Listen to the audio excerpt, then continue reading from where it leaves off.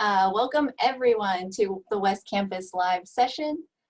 This is the last webinar of the Homes Tour, and I personally think they've saved the best for last. My name is Candace Wong of CWA+D, and I'm joined by Nikki Morgenthaler of Rohde Partners, and we are your AIA Homes Tour Committee members. Before we get started, we'd like to take a quick moment to thank our AIA Homes Tour sponsors, and especially our West Campus sponsors, Indoor Weather Professionals and Austin Shadeworks. Thank you for your continued support and for making this home and tour possible. We'll save the last 15 minutes of the webinar for a Q&A session, so please submit questions through the Q&A function of the Zoom meeting, and Nikki will be monitoring and addressing the questions at the end. So not only is this the first ever virtual Homes Tour, but West Campus is the product of the first ever Homes Tour architectural supergroup. The only thing better than one architect is two architects. Joining us today is Krista Whitson, Associate at Mell Architects, and Ernesto Cragnolino, FAIA and partner at Alterstudio Architecture LLP, who have joined forces in life and in design to create West Campus, their personal home, which is also where they are virtually joining us from. And with that, I'll transfer it over to the architects of the hour and the reason we're all here. Hi, I'm Krista Whitson. I'm an architect at Mell Architects, and I've worked with Mell for the last 20 years. This is my third project with Ernesto. And I'm Ernesto Cragnolino. I'm a partner over at Alterstudio Architecture LLP. I'm used to collaborating with my partners, Kevin Alter and Tim Whitehill, but it was a pleasure to collaborate with my lovely wife on our beautiful home, or I hope it's a beautiful home. We're gonna say a few things about our firms, and then we're gonna talk about the house. So at Mell Architects, we approach the design of projects with a focus on the experience of the space. No matter what the building is, our design choices are informed by function, scale, light, and material. We love to blur the line between indoors and outdoors with seamless transitions that acknowledge the surrounding landscape. We think about the placement of the buildings in order to shape and frame outdoor space and create rooms in the landscape. Light is a key element in shaping space. In addition to balancing light and providing views, we also like to study and play with light and shadows. We examine the movement of the sun during the day and how it changes during the seasons to find design opportunities. Our office enjoys using elemental materials, making the most of their warmth and texture. There's a natural variation in raw steel that provides a real richness and depth. In concrete design, we design and manipulate the formwork to provide that pattern and scale. We turn a keen eye to the details where two materials meet to create tailored, memorable buildings. At Alterstudio, we believe that the inherent conflicts of an individual circumstance are the catalyst for design. Our architecture is often the result of these conflicting desires, where their desire for view and natural light conflict with the responsibility to protect from the sun, where the desire for lightness conflicts with the requirements for structure, where the mystery conflicts with pragmatism, where the desire for connection conflicts with conditions of privacy and security, and where the desire for permanence conflicts with the aspiration for serendipity and change. The buildings are rooted in deep-seated virtues of architecture, generous space-making, shrewd manipulation of daylight, and attention to detail. The buildings arise out of conventional circumstances, with clients looking for shelter above art and real budgets that require hard choices. We embrace normative building techniques, but through ingenuity and construction, we elevate the buildings above the norm. Above all, we believe that the direct physical experience of architectural space and form is far more powerful than its legible or theoretical coherence. The buildings are designed to be lived in as they embrace their context, the serendipity of nature, and the richness of social circumstances.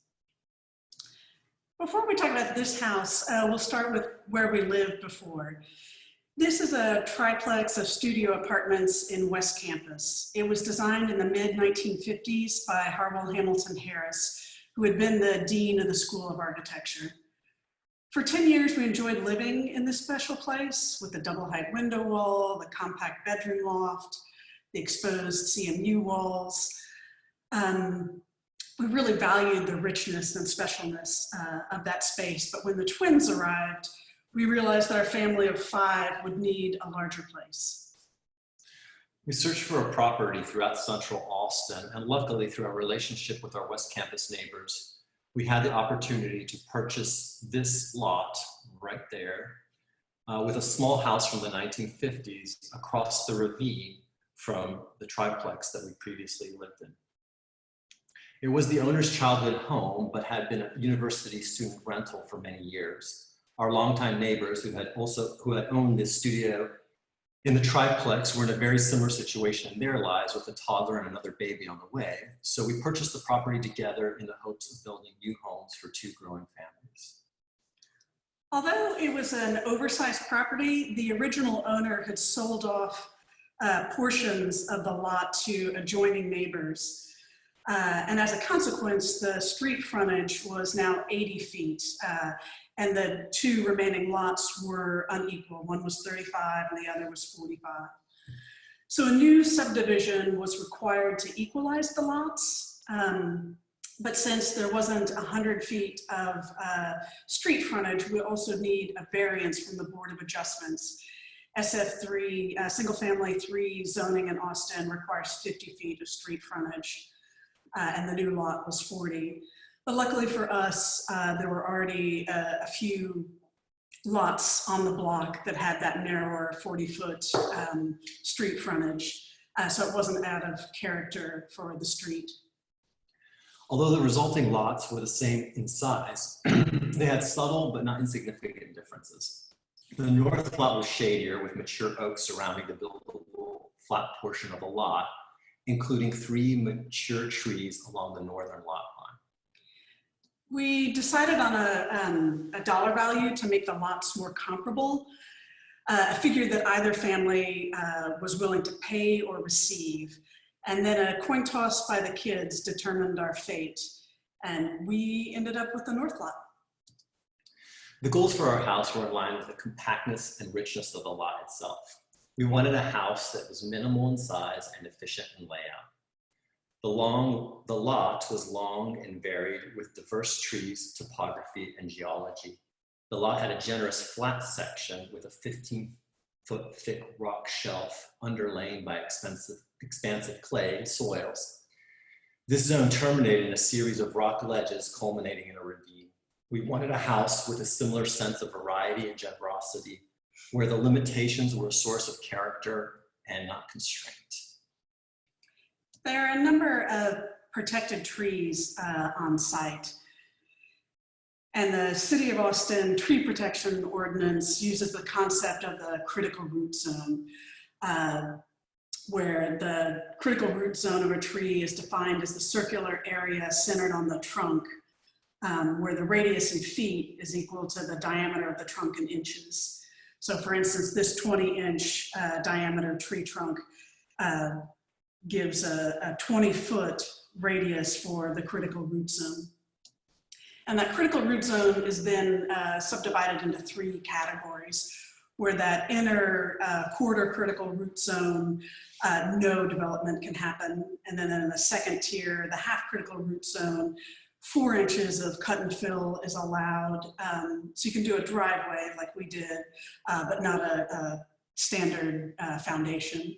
And in that outer ring, that half critical root zone, development's limited to 50%. And you can see our foundation starts to encroach on that half critical root zone, but we're well under the 50 with nearly 32% for this tree.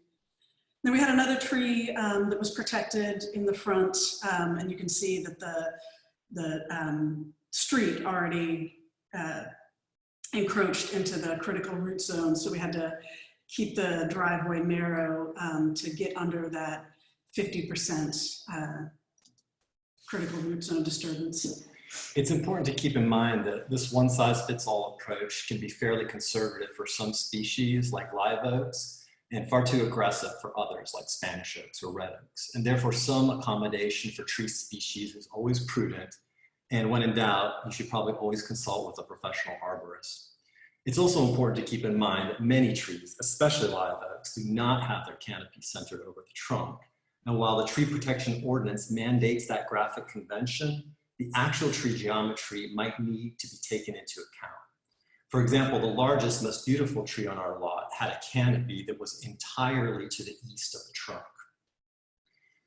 The limbs of that tree ended up extending to what eventually would become the second floor of our home. And that limited the developable envelope of the house, not because of the CRZ, but because of the canopy location. The City of Austin also requires off-street parking, and for our house, we were required to provide 2 spots, and we did those tandem here. You can see, because of the critical root zone for this protected tree, we were allowed to transition from concrete to a gravel drive. And this site plan just again illustrates the limits on site, the side setback on the south, the drive, and the trees on the other sides that really started to define the footprint of the building. From this straightforward site analysis, the basic idea of the house came into being. The first floor would only be large enough for the public spaces. We wanted each child to have their own bedroom, so the area required for the second floor exceeded the size of the first floor. This created a diagram with an agile first floor that could be tuned to the requirements for access, parking, and tree protection. But on account of the overhanging second floor, it could also accommodate generous front and rear porches. The ground floor was really our opportunity for a large open space, but we also wanted some distinction and separation, so it wasn't a totally amorphous open plan. We used function and material to divide the plan while providing spatial character and material texture. The steel cladding that wraps the first floor is a key element to creating this agile first floor. The lacquered mill finish is durable enough to be outside, but precise enough to create finished interiors, thus reinforcing the interior-exterior connections. The ability to precisely bend the steel allows for smooth and elegant transitions. The material has structure when folded and can be precisely cut and trimmed to form wall panels, cabinet tops, and backsplashes. At the entry to the house, there's a thin shelf at the kitchen. It's an open pantry, and that provides the spatial separation so that when you come in the front door, you're not immediately in the kitchen. And then in the dining room, there's an oak screen. A bench is cantilevered from this oak screen. And the oak screen provides the edge to the dining area, but it still connects to the living room. And that oak screen is repeated here at the stair. It acts as the guardrail, and it also filters the light from a south-facing window.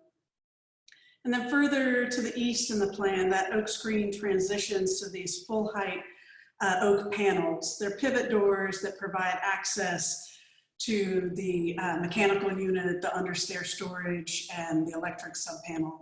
But then they also provide the backdrop for the dining area. The steel-clad volumes of the powder room and the living room storage wall both extend and frame views to the significant elements of the yard while blocking or limiting views of the neighboring houses. The first floor is connected to the landscape with glazed windows that disappear into surrounding surfaces and maximize the relationship between the exterior and the interior. Given the tree cover and the overhangs, the light on the first floor is more dappled and calm, and the material palette of the steel and the white oak provide a richness for that space. On the second floor, by contrast, it's light and airy. It's got floor to ceiling windows up in the canopy of the trees. The second floor volume, the second floor volume is rendered as a simple Garapa clad box with beguiling windows that extend below the floor and above the ceiling to give the whole a sense of abstraction. The first floor's dominant palette of steel and oak with the occasional white art wall is inverted, with white walls dividing bedrooms, which are efficiently organized along the north facade. Unlike the custom glazing on the first floor, the second level bedroom windows are field mold manufactured casements and direct set units. This is a unique configuration that maximizes the connection to the outside. Second floor windows extend above the ceiling and below the floor. And functionally, that head forms a pocket for the roller shades. And those roller shades provide light control and privacy for each of the bedrooms. Each bedroom has built-in desks and wardrobes to maximize function and minimize square footage. The southern third of the upper level contains the stair and hallway separated by a bookcase that doubles as a guardrail. Between the stair and the children's bathroom, a volume defined by 3 full-height pivot doors and capped in steel contains washer, dryer, storage, and second floor air handler.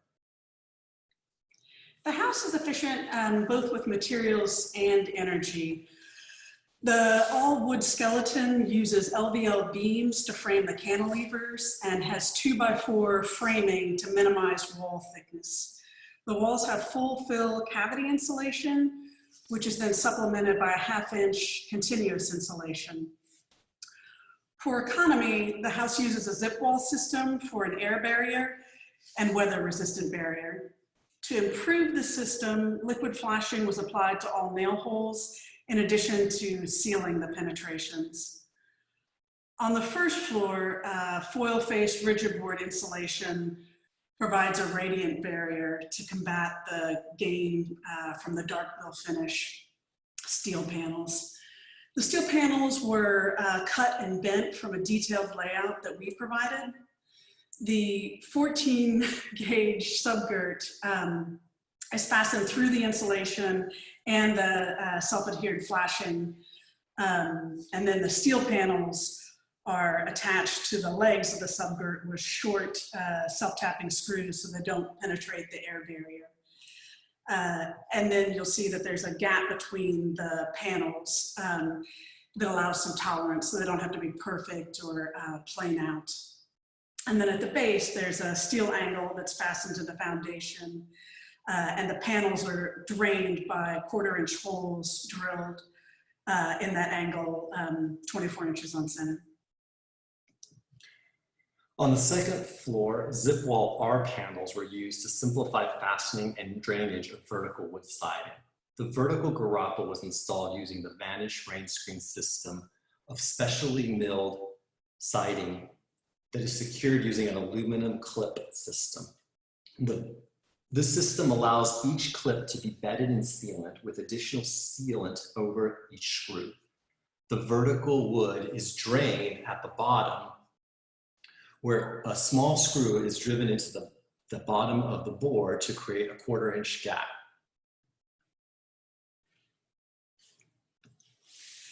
The air conditioning and heating is powered by a very quiet, very efficient Mitsubishi VRF heat pump installed by indoor weather professionals. Kristen Decker-Ali and Chris Ali from Indoor Weather Professionals are here today as part of the presentation. So I am going to let them introduce themselves. Hi. Hello, Hey. Kristen. I'm Chris. This is Chris. We're Indoor Weather Professionals. We are an HVAC mechanical contracting firm here in Austin, Texas.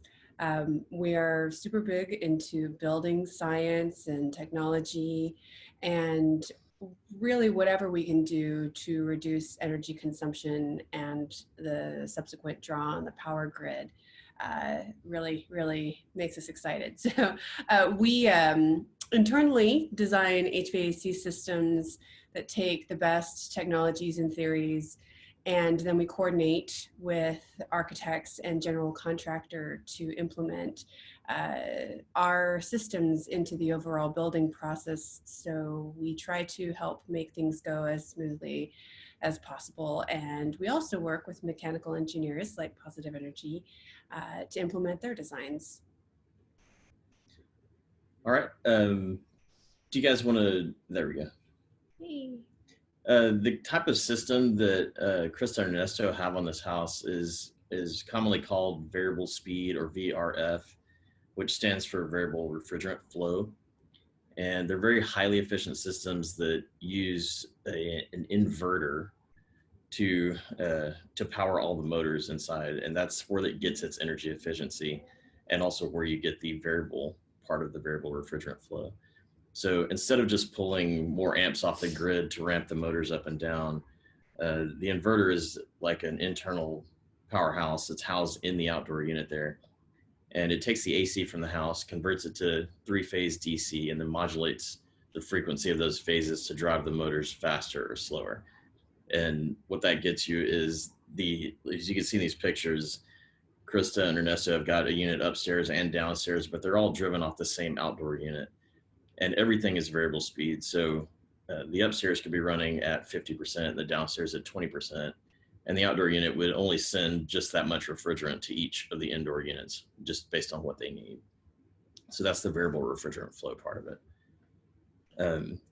The second part of a great air conditioner would be the air itself, of course. So that comes down to duct design and executing that design. And I would really like to give a big shout out to Positive Energy on this. They did a meticulous integration of these ducts with the building structure and with the trusses. It's all metal ductwork run throughout that lowers the friction that the air sees as it gets distributed. And then all of the ducts are contained within the thermal envelope, which is a lot more energy efficient than having them in an attic or something like that. The coordination on this, we did something a little bit different. We coordinated with Alex, the builder, to get our ducts into the trusses before they actually went up. And that allowed us to just kind of put them in place instead of trying to thread them through later. That cut down on a lot of cutting and splicing that we would have to do, which saves on labor, but then also it helps to seal because you just don't have as many joints and places where it could fail. After dry-in, we connected these metal ducts to the different registers with flex duct, and that is really to just reduce any chance that any noise might be transmitted through the metal duct, so that it takes that out there at the very end. Humidity. So we are in Austin, Texas, of course, which is very humid. I think a lot of regions of the United States have this problem. One thing about VRF air conditioning is that it's very good at removing humidity. But when you combine the fact that we're in such a humid climate with these types of homes, which are so well sealed and so well insulated, especially when you get into the spring and fall months where it's a little bit milder, the air conditioner just can't run enough to dehumidify. So we have these dedicated dehumidifiers. We're using an Ultra Air 70H, which is what's in the picture here. And it is hidden above the washer and dryer in the laundry closet. And it is ducted right into the supply of the upstairs unit, so that the dry air that this makes just uses the existing ductwork to be distributed through all the rooms. And then we've also incorporated a fresh air intake in one of the soffits that is on a timer that brings an amount of fresh air into the house to keep the oxygen up and to keep it fresh. One thing I want to point out with the dehumidifier as well, and I want to kind of touch base with Ernesto and Krista on this. Humidity can often, it's really impactful for your comfort level. And you guys think that living in a house with this tandem variable speed and dehumidifier has you do notice from your previous residences a difference? Yeah, it's a lot more efficient than any of the houses we've owned before. And it's also nice in the spring and the fall to just run the dehumidifier. Right.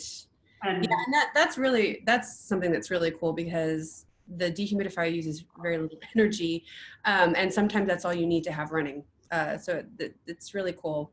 Dehumidifiers are awesome. Also, variable speed is awesome as well, but it's nice to have that magic team going on. Yeah, it's really the way to go, and it's nice to be able to set your temperature set point, and that's not related to the humidity. You know, I think in a lot of houses, people have it too cold because they're suffering from high humidity as opposed to high heat. So we can really tune the system to the exact environment that we want. For sure. Another thing that was important for us with the air conditioning system is that we really wanted to use the system as part of and not in conflict with the overall aesthetics of the house. We also wanted to do that at a reasonable cost. So in lieu of standard grills in the ceiling, like stamped metal grills or even aluminum grills, or using some really expensive architectural grills, we used standard steel bar grating, like it's a kind of floor system that's often used in industrial buildings. And we created air grills from those. These grills are typically integrated into cabinetry, or they're occasionally integrated into steel panel interior cladding. And they create this kind of very rich, tactile, but subtle expression throughout the house. The last component of the home's energy profile is our photovoltaic panels. So you can see these panels are on the southern 2/3 of the roof to stay out of the solar shadow of the trees on the north. It's a 13 kilowatt system, and it makes the house net zero. There are 2 rows of panels. We're having trouble seeing the. Oh, do you not see the slideshow? Oh, let me try sharing my screen again. Okay. Can you guys see it now? Yeah. Can everyone see the screen? Yep, we can see it now. Okay. Sorry, let me go back to full screen and get, this was. Yeah, this was the air grill. So on the left, you have the detail, and on the right, you have sort of the overall composition. This is the return air on the upper unit. And this is the roof plan that shows the solar panels on the south part of the roof. And the 2 rows of panels are just coordinated with the roof penetrations, the skylights, the roof drains, and the plumbing vents. The details of the house were carefully considered and meticulously resolved. But the goal was not to fetishize the architectural moment, but instead we wanted to imbue the whole with a sense of tactile richness with formal repose. We wanted the house to be a background for the enjoyment of its natural setting and its rich occupation. There aren't any closets in the house. Instead, we opted for cabinets in each of the rooms to optimize storage. We used IKEA cabinets for a simple, clean, and cost-effective solution. The cabinets are integrated into steel paneling and then separated from adjoining surfaces at the ceiling with a steel bar grate, and then at the floor with a matte black toe kick. And that separation allowed for some construction tolerance, but it also gave the cabinets a more tailored look. On the lighting side, we used MR16 recessed lighting with economical LED retrofit bulbs. You know, that's depicted up here in the ceiling. Then we used custom water jet cut steel plates, and that allowed the black trims of the lights to sit flush with the steel, and it gives it a very kind of integrated look. On the first floor, we used the structural slab as the floor with a burnished finish on the concrete. And then the second level, we used a standard or classic 2¼ inch strip flooring with a Bona Nordic sealer to give like a raw, unfinished look to the floors. The doors were cased in minimal trim that instead of being overlaid onto the gypsum board was set in plain. The 3/4 by 1½ inch trim had a milled reveal that was abutted by a sheet metal L mold. This creates the look of an aluminum reglet reveal, but avoids the expensive aluminum trims. The walls terminate without baseboards using the same L mold, and that in combination with the full height doors gives the walls a very abstract, planar look. The sheetrock walls are finished to a level 5. They're smooth and pristine, or smooth and texture-free, but they're not totally pristine. The walls are painted in a matte sheen to give a subtle sense of materiality. The level 5 finish does cost more, but it's balanced by the visual value. The 2 second floor full baths and the first floor powder were thought of cohesively, and all 3 are clad in 2x8 subway tile. All 3 have Corian sinks, which are seamlessly affixed to integral Corian countertops. The full bath vanities are lit by a simple LED strip light that is installed behind a furred out mirror, with the top 4 inches of the mirror sandblasted to remove the silver reflecting surface and create a translucent light emitting strip at the top. Electric outlets can then be recessed in the fur out at the bottom, easily accessed but concealed from view. We added a few elements with color and pattern. In the kitchen, it's the soapstone countertops with their veining, and on the second level, it's the concrete floor tiles, their contrasting pattern. And then there are a few pops of wallpaper for color and pattern in the bedrooms and the living room. Like all the houses that we design for our clients, where the aspirations is for a home that ennobles and enriches our clients' lives while reflecting their values, our home fulfills our desires to live both modestly and efficiently, but with a sense of richness and generosity. And with that, we'll open it up for questions. Hey guys, so the first question we got, which is a really great one, is how tall are the trusses to fit this HVAC system? And can you kind of go into more detail on how you did that, how you integrated those two? Yeah, so the truss depth was actually not controlled by the trusses, but it was actually controlled by the LVL span. So we have pretty good cantilevers that push the spans, and so the major cantilevers are supported by 4-ply LVL, which is relatively atypical. 3-ply is a more conventional situation because you can nail 3 plies of LVL together. When you get to 4, you have to use special screws or you have to use bolts, which is what we use in our house. So we used 18-inch trusses on both floors. We probably could have tightened it up to 16-inch. But we have so much ductwork on the second floor that it just wasn't worth the truss clutter. And then also on the second floor, we wanted to keep the ducts as low as possible in order to not take out space for the insulation. Because even though we have continuous insulation on the roof, we do also have insulation that's sprayed to the bottom of the roof deck. So 18-inch was a good dimension for both first and second floors, but for actually different reasons. I think a rule of thumb is like 16-inch is sort of pushing it, and then your HVAC installer hates you. So, but indoor weather professionals hates no one, so it's all good. Don't make it work. Well, great job, guys. Diane Huffer, I'm going to butcher this last name, I'm sorry, asked about that gorgeous white oak siding. Could you talk through the detail again? What is the nominal size of the custom mill boards? What is the finishing system, pre-finished, site finished, or both?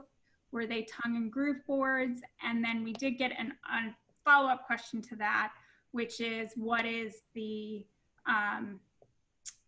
any challenges with maintenance or aging of the wood? I'm going to go back to that detail because I think it's a little easier to describe. If we're looking at the... Can you see the screen? Yes. Okay, great. Let me just get to that detail. Yeah, let me get to that detail. And also the siding is not oak. All the interior wood is white oak, rift and quartered white or rift white, but the siding is actually Garappa, and that was for cost. White oak would have been really expensive. The Garappa actually is one of the few exterior woods that has a very oak look to it. But it doesn't have the kind of linear grain of oak. So on the shorter sides of the house, we use this custom profile that you can see on the front and the back. And that was really a cost consideration because that custom mill profile was probably 3 times more. Yeah, 3 times more. Yeah. Than this you can see on the long side than the flat. Oh, sorry, down here, the flat siding. And that siding is, there's a lot of different versions of the siding on the market, but what they're basically doing is they're, you know, there's an extruded and cut aluminum clip, and that is, so the siding is is milled to fit that clip system. And in this case, the typical version of the siding would be milled from a 1x6. This system gives you a 4 3/4 inch exposure, which is fairly standard. And the garage on our house is totally unfinished, so it is kind of graying. We're just letting it weather. Yeah, it's gonna sort of age gracefully, like us, like Krista. I mean, you can see at the base, like where it starts to weather. It gets dirty. A little more. It gets dirty, and you know what I've done a couple times is risk life and limb and got up there and brushed off the dirt, which really does, you know, make it look nicer. You can oil it, but the problem is if you oil it, you'll be chasing it constantly. You'll have to be constantly re-oiling it. Krista and I are huge believers in avoiding film forming finishes, especially on hardwoods, because when they fail bad, and it is a ton of work to remove that failing finish and apply new finish. Great answer. About those gorgeous steel panels, how is the black color accomplished? Is the presumably chemical treatment done completely in the shop? Oh, sorry guys. Or was it also finished on site? Is there a sealer over it? What's the expected maintenance, etc.? So on the exterior, we used a permalac, but all the interior steel is totally unfinished. And it was all, the exterior steel was finished on site after they were installed. Yeah, we used a clear permalac, and there's tinted permalacs, and we've used those on our projects before. There's a black permalac, which is really elegant, but we chose the clear. It is a finicky finish. It does need to be carefully applied. You need to follow the instructions. And the problem with permalac steel or any lacquered steel is that there's no accounting for what you're finishing, because a steel panel might look good, but it may have the beginnings of rust that you can't see. Most of the time, so if you're going to go with that, you have to be okay with what we some might imperfection. Yeah, some imperfection, what we might call serendipity. If we're I mean, we have a couple of footprints on one of the steel panels in the back of the house. Yeah, and it didn't show up initially. And those ended up next to the air conditioner, because just fortunately. Yeah, but we do have like one panel at our entry that rusted more than the others, and you know that could theoretically be replaced now. You know, we don't think it's worth it at all. In fact, in a way, we kind of like that. And as far as maintenance is concerned, it's really dependent on UV exposure, because you know you're basically got plastic. Permalac is like most finishes. It's a lacquer. It's a form of a plastic. Out in the sun, the lacquer does degrade with UV. So any panel that has more UV exposure will degrade quicker and will require replacement of the clear coat. And that varies. Permalac wants to convince you it will only have to be replaced every 5 years, but I doubt that is the case. And we've been in the house 2 years now and have not noticed any degradation. But we'd also be okay with a little bit anyways. If you're really fussy, I think it probably would be prudent to assume, you know, a 2 to 3 year cycle for reapplication. Yeah. Great. What did you learn about design from each other as a result of this collaboration? She learned rigor from me. and he learned compromise. Yeah, I think we knew each other well. We had designed things before. We have a very shared design sensibility. Yeah. So all the kind of major moves, I feel like we agreed on. It was like smaller things in the house that we had different ideas about like whether the door's a slider or swing door or pivot or. Yeah, and I think, what happens a lot is that, we both work with different partners for a while now, and so, I think there's a kind of shared agreement, but also a shared disagreement. We as a couple, we talk a lot about architecture, obviously. So I think a lot of it just has to do with kind of like understanding what really matters and prioritizing that. And then I think, like Krista says, giving up a little bit on the things that are not so consequential and sort of taking turns. And she's right. She's better at compromise than me. And I did learn that from her because I have a tendency to want it my way all the way. But that is what it is.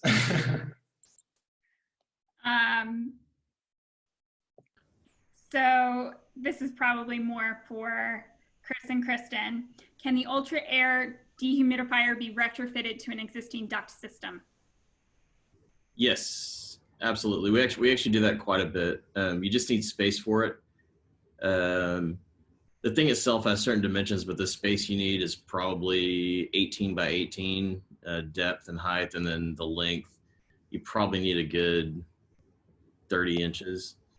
And you would just duct it into the supply plenum usually of some existing air conditioner, and try to find a place to put the return.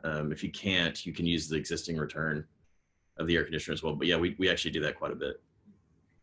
Okay, follow-up question on that. Do you all recommend a dehumidifier as a preventative measure for interior mold exposure? Absolutely. Yeah. Yeah, they're great for that. And just a real quick distinction. Sometimes you get mold from two different things. So if you've got a like windows leaking or something like that, it's not really going to help, because that's liquid water getting in from rain and things like that. It's you're gonna have to fix that specific problem. But if it's a matter of environmental humidity, then absolutely, yeah. We see a lot of homes with really, really large air conditioners on them, and like all air conditioners will remove humidity, but they have to run. And when they're really big, they don't run very long at all. They run just for a few minutes and then turn off. So any moisture in the house just never gets out, and a dehu will certainly help with that. Great. Changing gears again, was it more or less difficult to be your own client? Well, it was difficult in that, you kind of want to get it right. And, you kind of know, I think when you're not your own client, you're emotionally removed from it a little bit, and so, you always want to do it right. You always want to do right by your client, but you're so much more emotionally invested in it when it's your own home. You're sort of suffering the issues that you suffer as a client and the architect at the same time. But at another level, maybe Krista can speak to this. I mean, designing for yourself has the pleasure of, you know yourself really well, and you know the exact needs that you have. And sometimes, even though both of our firms have great processes for talking to clients and working through the problem of the house, it does require a lot of communication and a lot of different ways of communicating, which I think we were able to kind of shortcut. Yeah, there's just definitely like a shorthand. We both knew, when we were looking at the plans, or even just like the vocabulary and talking about design or architecture, like we had that ease of communication because we've both been designing for years. So in that sense, it was easier being our own clients, I think, than being sure. Like sometimes that happens with a client that you both think you use a word and you think you both have an agreement on what it means, and actually like they had a different image in their head of that thing you were talking about. Yeah, so I think with this house, we didn't do any photorealistic renderings, any kind of upgraded modeling. We really just did SketchUp, sort of the bare minimum that we needed to design with. We didn't have to take it to that next level, which is the kind of level of very clear communication, visual communication. And like Krista says, there's a shorthand. So when we say this, we kind of knew what we were both kind of getting into. Back to HVAC, did installation of the ducts earlier in the construction create any unforeseen sequencing issues with other trades? For instance, insulation, plumbing, etc. I think it got rid of more, because that's always a problem. We're always just kind of battling the other trades for space. So we actually, the way that we did that was we actually just put the ducts into the trusses. They weren't connected. So if you think of like a 24-inch on center truss and you got a 5-foot long piece of metal, you're trying to get up in there, there's no way to do it. So we just had them sitting in there, not connected, but they were already in place. So I would imagine we avoided a lot more problems than we caused. I mean, I don't imagine. We certainly avoided a lot more problems than we caused by doing that. So some pros and cons of concrete floors. Do you polish them? Are there any maintenance considerations we need to think about? No, they're really durable. We have 3 kids and a cat, and they're pretty bulletproof. Yeah, they're bulletproof. I think the key with concrete is you have to understand it's not a pristine surface. If it's going to have cracks, it's going to have spots, it's going to have blemishes. There's nothing consistent about it. It does get dirty. If certain things spill on it, they will form stains. But it's so modeled to begin with that you tend not to notice those things. So it's really about like a kind of like preference. It goes really well with the steel for the same reasons we were talking about early. Like it has that natural variation. Yeah, and then there's unexpectedness to it. Unlike, for example, soapstone countertops where you know what you get. You go to the marble yard, you look at them, you like the veining or you don't. With the concrete, you get what you get, and you don't throw a fit. That's the charm is also the thing that is the thing that you might not like. They can be somewhat refinished. You can definitely come back and give them a second burnishing, 3rd, 4th, 5th, 6th burnishing. So there's definitely a cleanup process, and there's an extraction process for stains. But it doesn't make sense to do that if what you want is a kind of clean, perfect floor. So Ingrid wants to know what brand is the sofa in the living room? We designed that, and I can't remember who was the woodworker that we got to make that for us. I'm getting too old. Ed, I know. Good old Ed. Yeah. We got a woodworker to make it for us. It was our wedding gift. Yeah, our wedding gift to ourselves. So we instead of when we registered for our wedding, we asked people to donate to the sofa fund, and so we designed that and had it made. And our kids have gone through 2 sets of cushions since we've had it made. So it first was in velvet. Yeah, it was in white velvet. It was beautiful. Very child friendly. And then now it's in white leather, which is only just a slightly bit worse than white velvet. But anyways, we like it a lot. It's been near and dear to our hearts since we had it made. Beautiful presentation. Can you talk about some of the exterior storage, fence, yard details too? Which I know are just as well considered as your interior detailing. Also, tell us how the decision to use solar PV informed other utility decisions. Oh, that's a good one. Well, the exterior is a work in progress. And like when we built the house, we did very minimal landscaping just to establish grades and get basic retaining that we needed. And it's a timely question because we've actually, since COVID, like so many people, have been doing more work to the exterior. And we have a huge project going on right now that you might go to see in the backyard. It's too far away. Yeah, it's too far away. So yeah, the house does not allow for a lot of exterior storage. There is one storage element that opens the exterior. That's the living room storage wall. And that's like a kind of nice place to keep tools and things like that you want kind of semi-conditioned, like things that might rust in a shed. But then in the, you can go to I was going to go to the floor plan. Then in the way back, in the way back we have a shed. Well, it's not so far back, but further back we have a kind of a shed that we keep bicycles and yard. Yeah, This is that exterior storage. There's a steel plate panel here that's a door. So there's a little bit of storage there.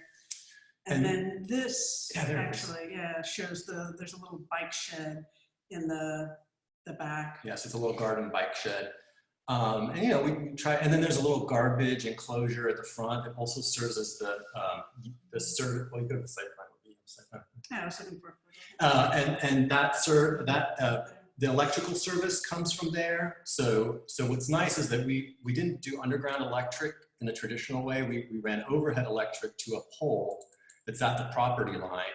And then there's an enclosure that has all the electrical gear, including the photovoltaic switch and the photovoltaic meter, and then there's a main sub panel there, and that also holds our garbage cans, garbage, recycling, and compost. That's this little area in the front. So that's how we handle. Oh, and there's our shed. Yeah, there's our shed and back. And storage. And then utilities. That's actually my biggest regret. Krista teases me about it, but we did do gas. And I wish we had gone all electric. And the reason why we did gas is for space. We didn't think we could, we didn't want to fit, not we didn't think we could, we didn't want to fit a tanked electric hybrid hot water heater. You know, those things take up about 3 feet by 3 feet, and I wish we had just done it. My daughter insists that we should rip out the kitchen island and stick it in there, but I tried to explain to her that you have to pipe and wire to it, and that, those things don't want to lay horizontal.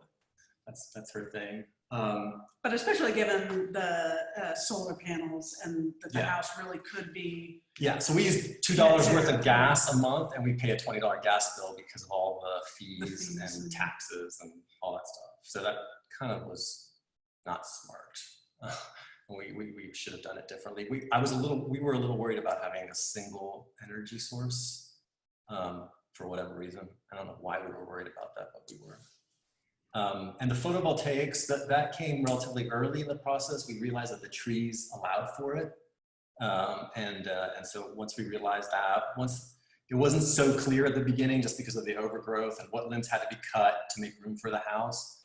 But once all that was done, it was very clear that we would have very good solar production. And so we had thought about the house in that way, but we didn't pull the trigger until a little bit later on in the process.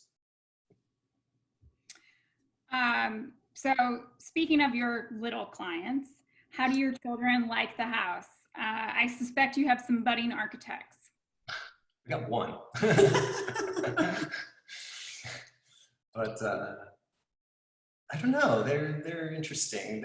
I think they like it. I think they wish it was. They loved visiting it. Like we would come because we lived a block away. We would come during construction, and I think in some ways, like the framed house was more like the skeleton was more fun for them than the finished house. But I think they enjoy each having their own room, especially the twins. They shared a room before we moved to this house. Which is the reason why we moved to this house. We couldn't take it anymore. And they use the house differently. Like Ava likes to be in her room. She loves her room a lot. She uses her desk and her bed and all that stuff throughout the day. The twins tend to use all that less. They spend a lot less time in their room.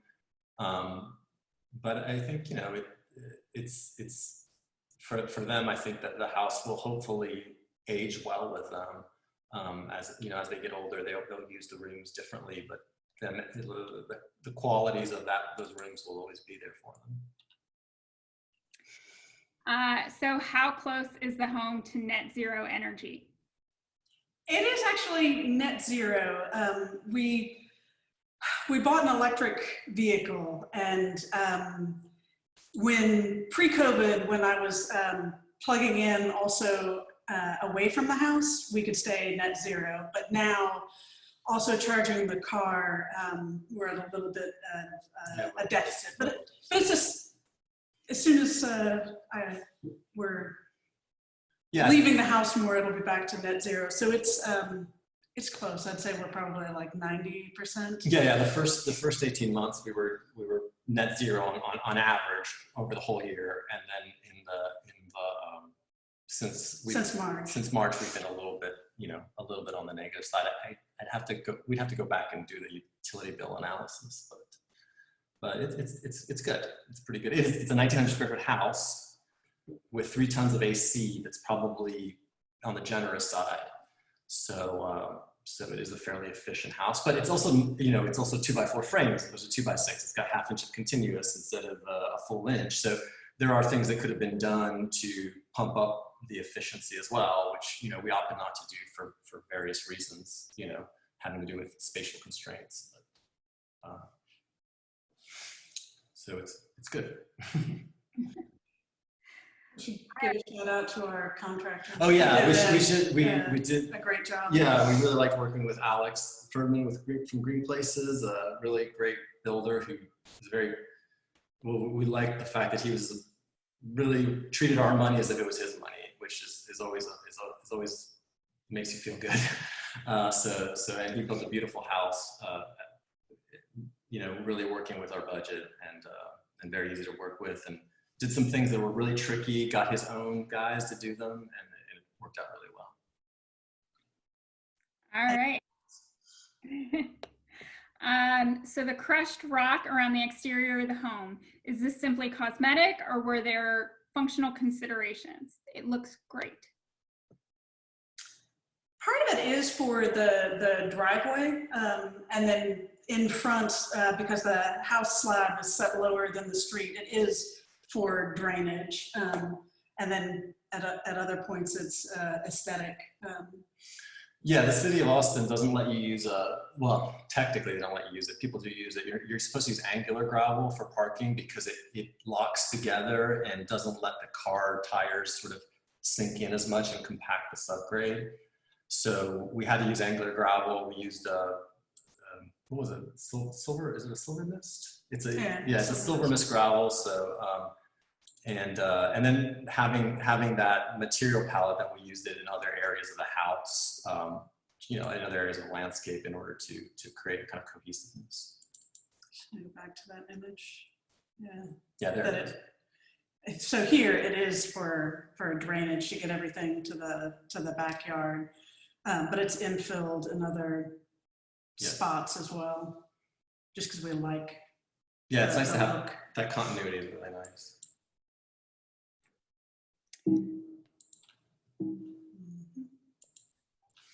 So David Cooper says, a truly elegant solution to urban living. Congratulations. Thanks, David. Thank you. I think we're done with questions, which is good because we have about 2 minutes left. Is there anything else you guys want to say? Thank you so much for showing us your house. Yeah, I think if we didn't mention Austin Shade Works, Mason's Mill was responsible for almost all of the white oak material and the Garapa Vanish rain screen system. Got a positive energy, I think we mentioned. So although, solar, Lighthouse Solar, great collaborators. Stan Pipkin and his team did a great job. I can't think of the other sponsors right now. Where's my booklet? But anyways, it was nice to get the sponsors. Oh, Marble Falls Glass and Mirrors did the site glazing. Marty at Marble Falls, super, accommodating and just kind of willing to do things that a lot of glazers might be a little hesitant on. So it was just a really good team, and we were super happy to work with all those folks.